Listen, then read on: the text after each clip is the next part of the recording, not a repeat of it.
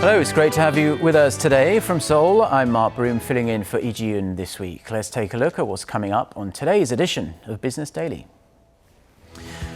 Brexit, or Britain's potential exit from the European Union. The possibility has grown somewhat with the re-election of Prime Minister David Cameron. If it happens, how will it affect the economy? Unusually warm weather has pushed many summer favourites onto store shelves much earlier than normal, much to the delight of retailers around the country. These stories and more coming up. Both Korea's import and export price indexes measured in the local currency went down in April, mainly due to the strengthening Korean won against the US dollar.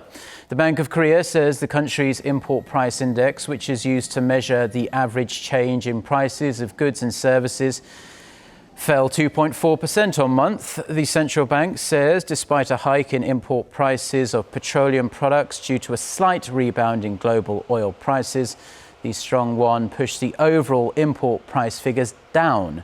Korea's export price index also declined 2% from March on the back of the appreciating local currency.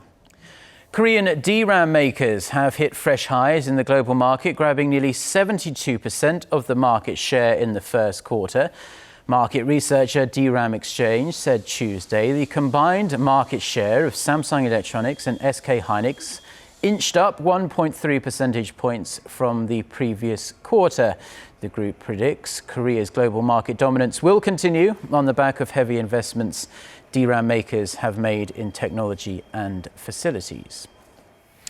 A new report has shown that the cancellation and delay rates of Korean air carriers were half that of foreign carriers in 2014. According to the Transport Ministry, Korean Air had the lowest rate of cancellations, with just 0.08% of its flights being grounded due to weather, aircraft communications or maintenance issues. That was just below Asiana Airlines' rate of 0.1%, which also represented the average rate for Korean carriers. Overseas airlines recorded an average cancellation rate of 0.2%. Nearly 3% of Korean carriers' flights were delayed for an hour or more, while it was double that at 6% for foreign airliners. Now, Korea has been posting a consecutive trade surplus over the last few months, but experts have warned that it's not a particularly healthy one. The overall performance in exports and imports have people worried, and Lee Ji-young tells us why. For the first 4 months of this year, Korea has been posting a growing trade surplus. But with imports falling at a faster pace than exports for 39 consecutive months since 2012, experts point out that this cycle of trade is troublesome. The Ministry of Trade, Industry and Energy says Korea's trade surplus reached $8.4 billion last month. While overall outbound shipments went down 8.1% from the same month last year, imports tumbled by a greater margin of 17.8%. The slide in both exports and imports is a source of concern. The ministry says the drop in global oil prices significantly reduced the price of petrochemical products, one of Korea's key export items. Slowing growth from the US and China has also contributed to the dip in outward shipments. On the flip side, imports have been slipping at a faster pace due to a sagging consumer market at home. These combined elements have led the government to look for a more comprehensive plan to spur trade. And the country's finance minister also says an overall examination of Korea's state of trade is needed. We'll have to get a close look at whether there are any issues with the structure of Korea's trade and look for countermeasures if necessary. We also need to constantly look for new markets to export our products. The Trade Ministry expects the country's exports to maintain a downward trend in May, partly due to the large number of public holidays before rebounding in June, hopefully on the back of increased exports from new Korean cars put out on the market. Lee Ji-young, Business Daily. Now, we saw some summer-like conditions earlier this month, and after a brief bout of rain, we're expecting a return to a warm month of May this week, and this is translating into good news for the nation's retail industry. Eunice Kim explains.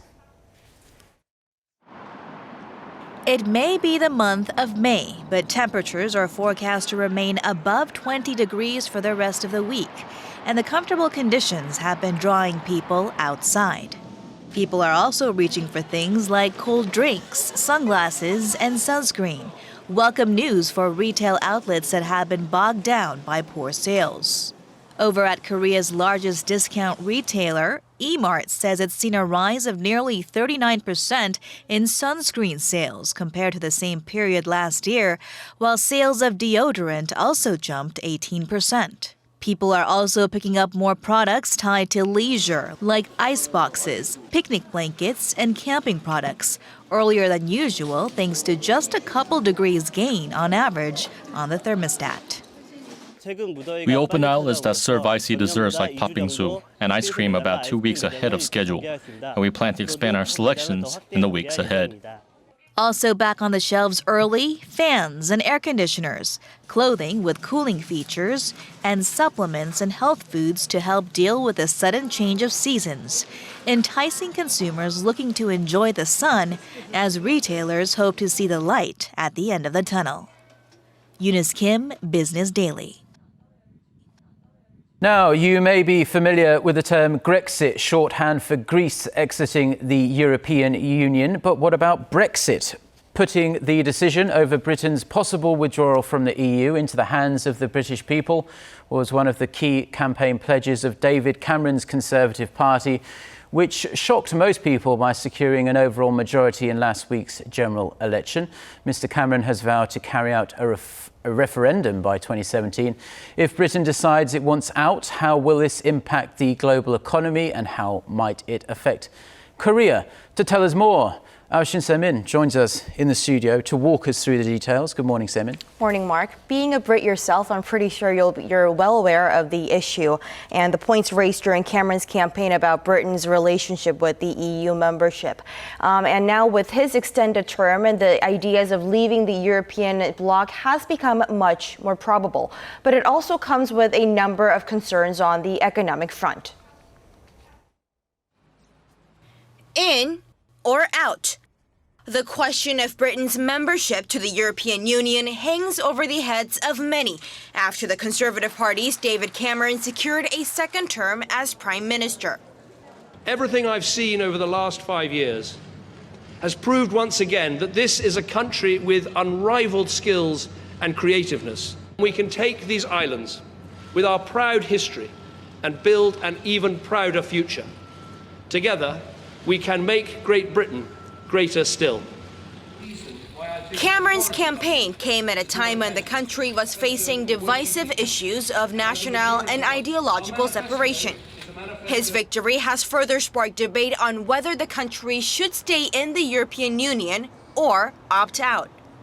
By leaving the EU, Eurosceptic Conservative MPs believe the country will be able to better tackle the jobless rate at home and help nationals secure more jobs as opposed to migrants from the European bloc. His party also believes Britain will be able to gain a better hand in securing trade deals with other countries in emerging markets. But critics say it would cause major losses for the EU as a whole, as Britain yields greater influence in the bloc than many other members. Its departure would in effect increase the burden on other economies when it comes to dividing up the budget. Experts say it would also be a loss for Britain, with foreign direct investment and trade dropping over the years. German think tank Bertelsmann Foundation estimated that a Brexit scenario could bring down the UK's GDP by $350 billion, a 14% cut by the year 2030. So, Se-min, from what we've been looking at there in that report, it does seem that this scenario, if it were to happen, it's a big if, we must stress, it would be a huge upheaval not only for the UK, but for the EU as well. what kind of changes could we end up seeing?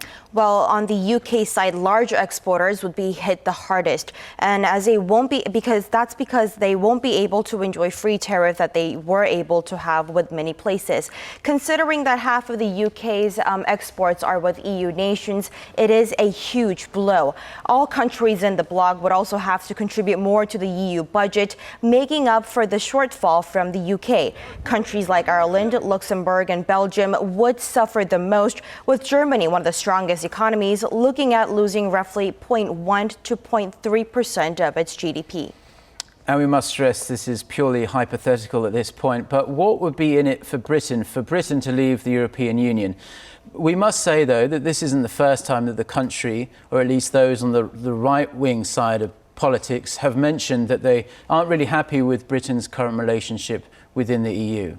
Absolutely. The public sentiment isn't really leaning towards the idea of leaving the EU. That's because the scenario of Brexit has been mentioned multiple times by the politicians in the past to appease the public on prickly domestic issues.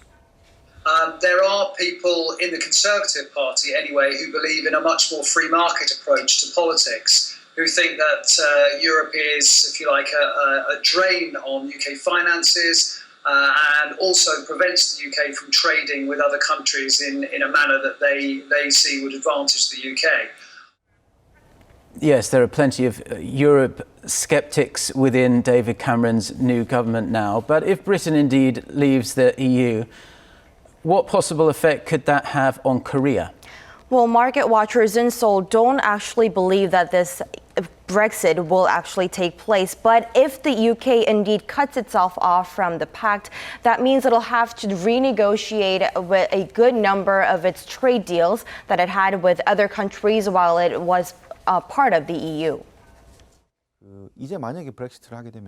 Seoul has been benefiting greatly from the UK's financial services industry. If Korea were to negotiate terms for a free trade agreement with Britain, it could be in a better position to negotiate a new trade deal. Now, this analyst also added that the UK will likely look for leverage when negotiating such deals in order to minimize potential damage from newly arranged terms.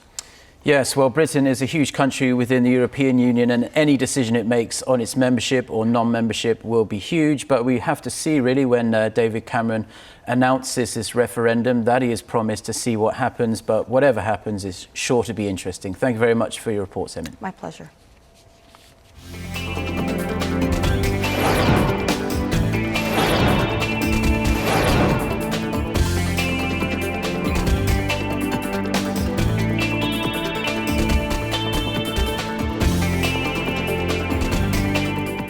Well, that brings us to the end of this edition of Business Daily. We'll be back with more tomorrow, so don't forget to tune in then. Thanks ever so much for watching, and bye for now.